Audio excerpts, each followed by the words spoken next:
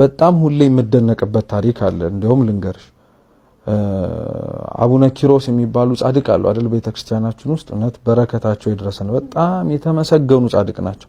እና አቡነ ኪሮስ ገድላቸው ላይ ወደ ህይወታቸው ፍጻሜ ደረሱና የእግዚአብሔር መልአክ ከላይ ከሰማይ ወረደና ኪሮስ ወይ በቃ ተጋድሎን ጻማ ድካምህን እግዚአብሔር አስቦልሃል፣ አሁን ልትለይ ነው ነፍስ ከስጋህና ተዘጋጅ አይነት ነገር አልሄድም አሉት። እና መጥቶ የሚነግራቸው መልአክ ማለት መልአክ ነው። ያው ምናልባት ይሄንን ለሚሰማ ሰው እርግጥ ነው ሰይጣንም የብርሃን መልአክ መስሎ ስለሚገለጥ ጳውሎስ ገላትያ 1:8 ላይ ስለተናገረ ችግር የለው።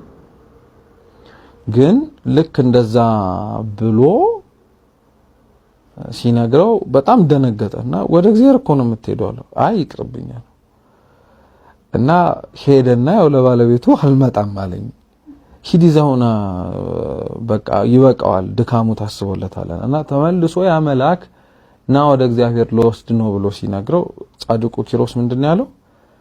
በዚህ ክርስቶስን እንዲመስል ከደከምኩበት ከሰውነቴ በላይ ልታስገባኝ የምትችልበት ሌላ የተሻለ ቦታ አለ አለው።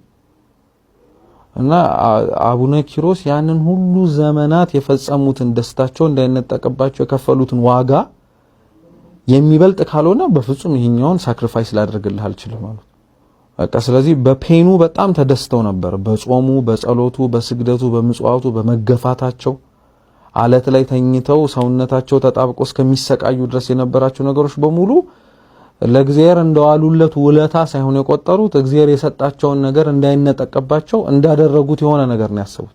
የተሻለ ነገር ካላመጣህ አልሄድልህም ማለት እና ያ መልአክ ሄደና ከገነት ካሉ እጽዋቶች መካከል አንዱን ቀጥፎ ይላል ገድላቸው አሸተታቸው። እና ሲያሸትታቸው ነፍስ ከስጋቸው መለየታቸውን ሲያውቁ በዛው አረፉ። የተሻለ ደስታ ሲያገኙ ማለት ነው፣ ምንጩ ጋር እንደሚሄዱ ሲያውቁት። ስለዚህ ሰው ለደስታ የሚከፍለውን ዋጋ ሊያስደስተው ያስፈልጋል በቃ።